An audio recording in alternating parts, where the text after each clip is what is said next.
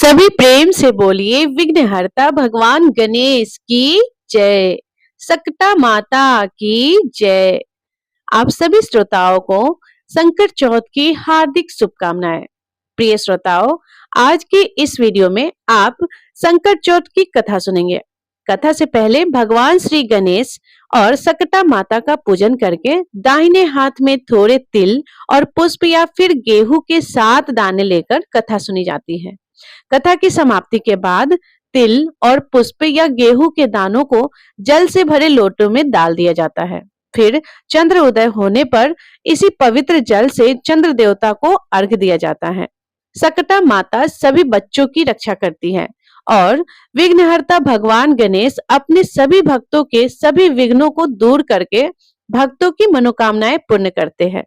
आप सब भी अपनी मनोकामना मन में रखते हुए कथा का श्रवण कीजिए। आइए कथा शुरू करते हैं।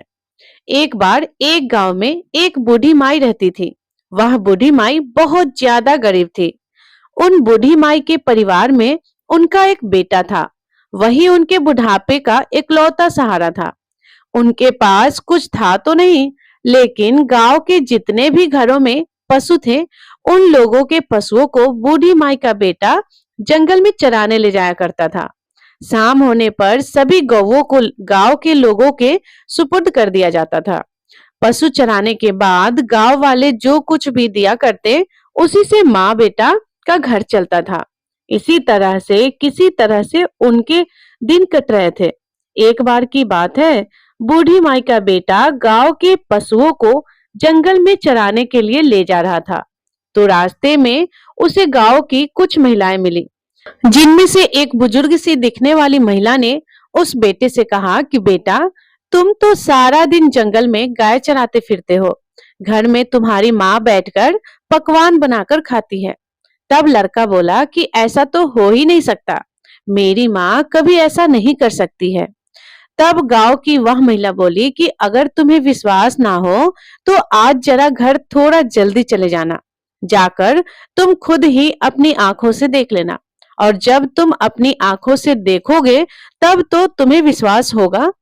लड़के ने सोचा कि ठीक है, देखने में आखिर मेरा क्या जाता है। अब लड़का हर दिन जिस समय पर अपने घर पहुंचता था, आज उस समय से थोड़ा पहले वो घर आ गया। उस दिन संकट चौथ का दिन था। बूढ़ी माई ने संकट चौथ का व्रत रखा था और तिलकुट बना रही थी। चूल्हे पर कढ़ाई चढ़ा रखी थी, जिसमें वह तिल भून रही थी।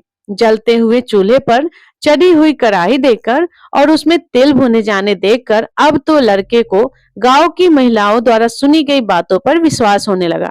उसने सोचा, तो आखिरकार गांव की जो चाची ताई थी वह ठीक ही कह रही थी, और यहाँ देखिए, मैं तो जंगल में भूखा प्यासा दिन भर भटकता रहता हूँ, पशु चराता फिरता हूँ, और मेरी माँ घर में पीछे पकवान बना बना कर रखाती है। अब उसे गांव की महिलाओं द्वारा सीख लग गई, तो वह लड़का अपनी माँ से बोला कि माँ, मैं तो घर छोड़कर जाऊंगा। बूढ़ी माँ बोली, बेटा, ऐसी क्या बात हुई जो तू ऐसे बात कर रहा है, ऐसा सोच रहा है और कह रहा है? बेटा बोला कि मैं तो चला जाता हूँ जंगल में और देख रहा हूँ तुम मेरे पीछे पकवान बनाकर खाती हो। मुझे खिलाना तो दूर, तुम मुझे बताती तक नहीं। माँ, अब मैं इस घर में नहीं रहूंगा, मैं तो जंगल में जाऊंगा। बूढ़ी माई ने अपने इकलौते बेटे को बहुत समझाया कि बेटा, आज तो संकट चौथ का व्रत है, इसीलिए तिलकुट बना रही थी, लेकिन बेटा नहीं माना। बूढ़ी माई समझ गई कि जरूर इसे किसी ने सिखा पढ़ा दिया है और अब यह कहने से नहीं मानेगा। जब बेटा जाने लगा तो बूढ़ी माई ने बेटे से कहा कि बेटा, यह ले संकट चौथ व्रत के तिल, इन्हें तुम अपने साथ लेकर जाओ, और हाँ, जब भी कभी तुम पर कोई मुसीबत आए, तिल पुर के बैठ जाना, और अगर मैं तुम्हारे नाम के व्रत करती होंगी तो तुम्हारी मुसीबत टल जाएगी। लड़के ने फिर भी माँ का मन रखने के लिए अपने हाथ में वह तिल ले लिए और वह घर छोड़कर चल पड़ा। चलते चलते वह घने जंगल के पास पहुंच गया। जब जंगल के अंदर गया तो देखा सामने एक बहुत बड़ा खूंखार शेर खड़ा था। शेर ने रास्ते रोक लिया। लड़के ने सोचा, आज तो मेरा बचना बिल्कुल मुश्किल है, अब तो मुझे मरना ही है। अब वह मारे डर के कांपने लगा, थर थर कांप रहा था। और जब कोई व्यक्ति किसी मुसीबत में होता है तो डर के मारे सबसे पहले उस व्यक्ति को अपनी माँ की ही याद आती है। उस लड़के को भी अपनी माँ की याद आ गई। जैसे ही माँ की याद आई तो माँ की कही हुई बात भी याद आ गई कि बेटा, जब भी कोई मुसीबत पड़े तो तिल पुर कर बैठ जाना। अब बेटे ने झट से अपनी जेब से तिल निकाले और पूर कर वहीं बैठ गया और कहने लगा कि हे संकट चौथ माता, अगर मेरी माँ मेरे नाम के व्रत करती है तो यह शेर गाय बन जाए और यहाँ से चला जाए, नहीं तो आज आज तो मेरा मरना तय है। जैसे ही उस लड़के ने ऐसा कहा, देखते ही देखते सकटा माता की कृपा से वह शेर गाय बनकर पूंछ हिलाता हुआ वहां से चला गया, क्योंकि बूढ़ी माई तो केवल अपने बेटे के नाम के ही व्रत करती थी। अब वह लड़का इधर जंगल में राम राम कहता हुआ आगे बढ़ा। थोड़ा आगे बढ़ा तो देखा कि एक बहुत बड़ी नदी रास्ते में उफान करती हुई आ रही है। अब उसने सोचा कि अगर मैं नदी पर पार करूंगा तो मैं तो इतने गहरे पानी में डूब के मर जाऊंगा। एक तो नदी के बहाव तेज है, ऊपर से तूफान भी आया हुआ है। अगर मैं यह नदी पार नहीं करता हो तो रात भी हो जाएगी। पीछे घना जंगल है और जंगल में रहने वाले जंगली जानवर तो मुझे निश्चित ही जिंदा नहीं छोड़ेंगे, मुझे कच्चा खा जाएंगे। आगे कुआ पीछे खाई, फिर याद याद माई की आई। अब तो वह लड़का फिर से तिल पूर कर बैठ गया और बोला, हे संकट चौथ माई, अगर मेरी माँ मेरे नाम के व्रत करती थी तो यह नदी दो हिस्से में बट जाए और मुझे रास्ता दे दे, तो आज तो मेरा मरना तय है। अब जैसे ही लड़के ने ऐसा कहा, नदी देखते ही देखते दो हिस्से में बट गई। अब उसे आगे जाने का रास्ता मिल गया, क्योंकि बूढ़ी माई तो अपने बेटे के नाम से ही व्रत करती थी। नदी पार करके वह दूसरी नगरी में पहुंच गया तो वहां उसने देखा कि एक बुढ़िया पुए बनाती जाए और आंखों से जर जर कर आंसू बहाकर रोती जाए। उसने इस तरह से पकवान बनाती और रोती हुई बूढ़ी माई को देखा तो पूछा, अरे माई, पूरे बना रही हो, इसका मतलब तुम्हारे घर में कोई खुशी का माहौल है और साथ साथ तुम रो भी रही हो, तो जरूर तुम्हारे मन में कोई दुख भी है। अब मुझे बताओ, यह खुशी और दुख एक साथ कैसे? तो वह बूढ़ी माई बोली, बेटा, मैं क्या बताऊं, हमारी नगरी में हर छठे महीने आवा पकता है। उस आवे में एक इंसान की बलि दी जाती है और उस इंसान को आवे में मिट्टी के बर्तनों के साथ बिठाया जाता है और वह जीवित नहीं बचता। हर घर से रोज एक घर का नंबर आता है। आज मेरे घर की बारी है और मेरा तो एक ही बेटा है। अगर मेरा बेटा आवे में बैठ जाएगा तो फिर मेरा क्या होगा? मेरा बेटा तो आज मर जाएगा। यही सोच सोचकर मैं दुखी हूँ और रो रही हूँ और आज मेरे बेटे का आखिरी दिन है। मैं चाहती हूँ कि आखिरी बार मैं उसके लिए पुए बनाऊं, पकवान बनाऊं, इसीलिए आखिरी बार उसके लिए भोजन बना रही हूँ। तो सोचा कुछ अच्छा बनाकर खिला दो और मेरे बेटे को पुए बहुत पसंद है, इसीलिए मैं उसके लिए पुए बना रही हूँ। उस दुखिया की बात सुनकर बूढ़ी माई के बेटे को उस पर दया आ गई तो वह कहने लगा, बूढ़ी माई, अगर तुम यह सारे पुए मुझे खिला दो तो मैं तुम्हारे बेटे की जगह चला जाऊंगा। तो वह बूढ़ी माई बोली, बेटा, तू तो जितने चाहे मर्जी उतने पुए खा ले, चाहे तू सारे खा ले, लेकिन यूं किसी के आई पर भला कौन करता है?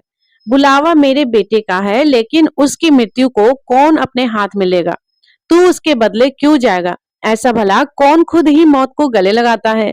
लेकिन वह बूढ़ी माई का बेटा बोला, माँ, आप चिंता मत करो, मैं तुम्हारे बेटे की जगह चला जाऊंगा। इस तरह भर पेट पुए खाकर वह सो गया। उसे तो गहरी नींद आ गई। इधर राजा के आदेश पर सैनिक बूढ़ी माई के बेटे को लेने के लिए आ गए और उसका द्वार खटखटाने लगे। बूढ़ी माई ने जैसे ही आहट सुनी तो वह दूसरे कमरे में सो रहे उस अजनबी लड़के के कमरे में गई और बाहर से दरवाजा, कभी कुंडी कभी खिड़की खटखटाने लगी, लेकिन वह लड़का तो गहरी नींद में सोया हुआ था।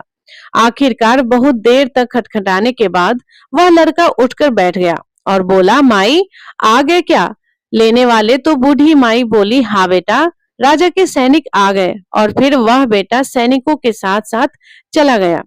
जाके आवा में बैठ गया। आवा में बैठते ही उसे अपनी माँ की याद आई।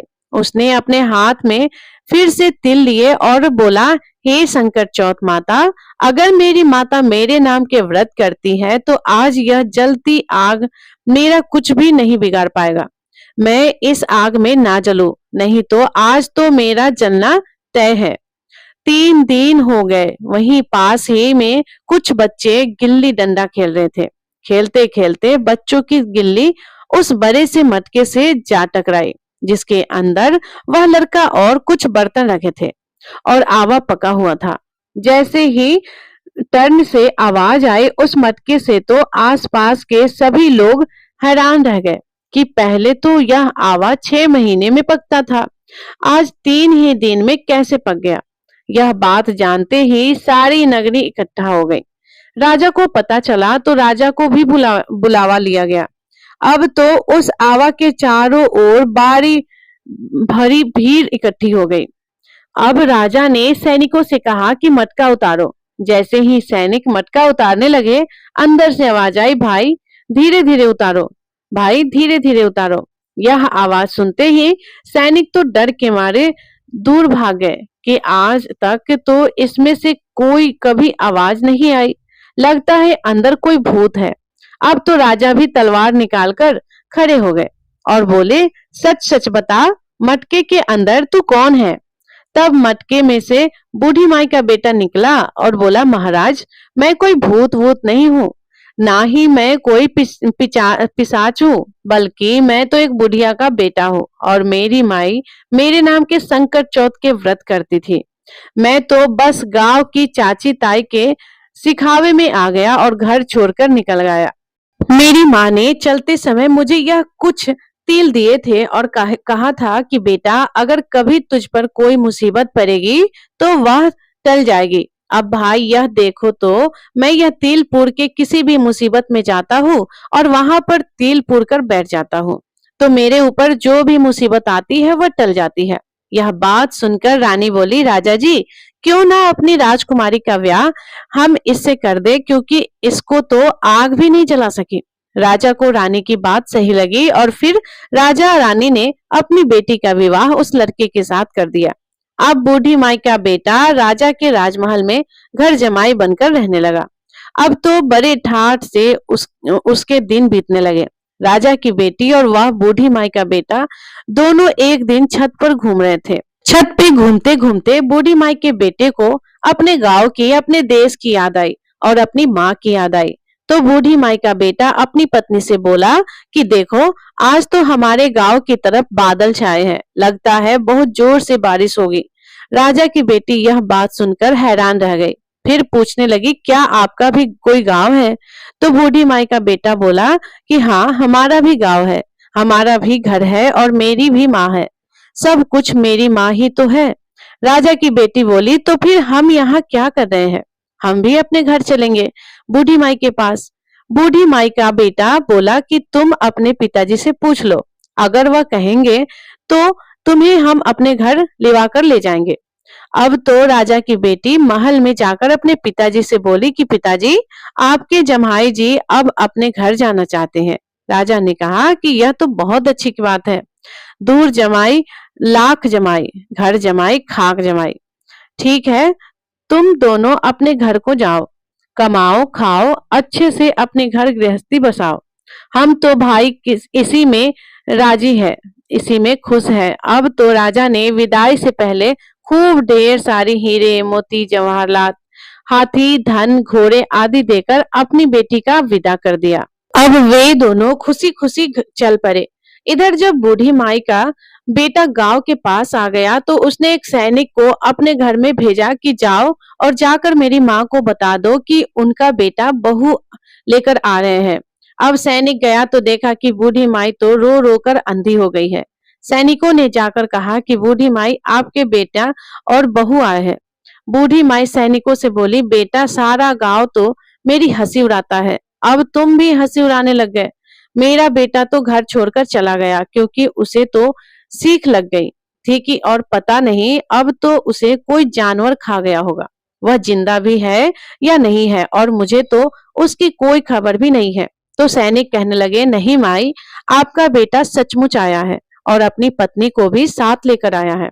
अब तो सारा गांव इकट्ठा हो गया कि बूढ़ी माई का बेटा आ गया, लेकिन बूढ़ी माई को तो अब तक विश्वास नहीं हो रहा था। तब वह हाथ जोड़कर संकट माता का ध्यान करके बोली, हे संकट माता, अगर मेरा बेटा सचमुच आया है तो दूध की धार सीधी इसके मूंछों पर पड़ेगी। अब उसे चमड़े की अंगिया पहनाई गई। जैसे ही बूढ़ी माई का बेटा उसके सामने आया तो अंगिया फटकर दूध की धार छाती से बहकर बेटे की दादी मूंछ पर भिगा गई। अब तो पूरे गांव में हंगामा मच गया कि बूढ़ी माई का बेटा आ गया। बूढ़ी माई का बेटा आ गया और संकट चौथ माता की कृपा से बूढ़ी माई की आंखें भी ठीक हो गई। जैसे ही बेटा बहू सामने आए, उन्हें देखकर बूढ़ी माई बहुत खुश हुई। बेटा अपनी माँ के पैरों में गिर पड़ा और कहने लगा कि माई, माफ कर दो, मैं तो चाची ताई के सिखावे में आ गया था और घर छोड़कर चला गया था। तुम तो मेरे नाम के ही व्रत करती थी और तुम्हारे दिए गए तिलौने से और संकट माता ने ही हर मुसीबत में मेरी रक्षा की। बेटे बहू को देखकर बूढ़ी माई अपने पुराने सारे दुख भूल गई और फिर बोला, बेटा, संकट चौथ माता ने तो मूल लौटाया है, साथ में ब्याज भी लौटा दिया। अब तो बूढ़ी माई के ठाठ हो गए। बेटा बहू खूब मन लगाकर खुशी से बूढ़ी माई की सेवा करने लगे। हे संकट चौथ माता, जैसी कृपा आपने बूढ़ी माई पर करी, वैसी कृपा सब पर करना। इस कहानी को कहते, सुनते और हुंकार भरते सब पर करना। सभी के परिवार जनों पर करना, हम सब पर भी करना। यह थी चौथ माता व्रत की कहानी। तो सभी प्रेम से बोलिए, संकट चौथ माता की जय।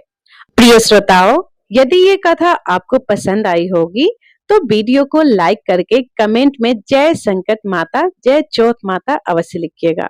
और यदि आप मेरे चैनल पे नए हैं तो चैनल को सब्सक्राइब जरूर कर लीजिएगा। धन्यवाद। राधे राधे। जय श्री कृष्णा।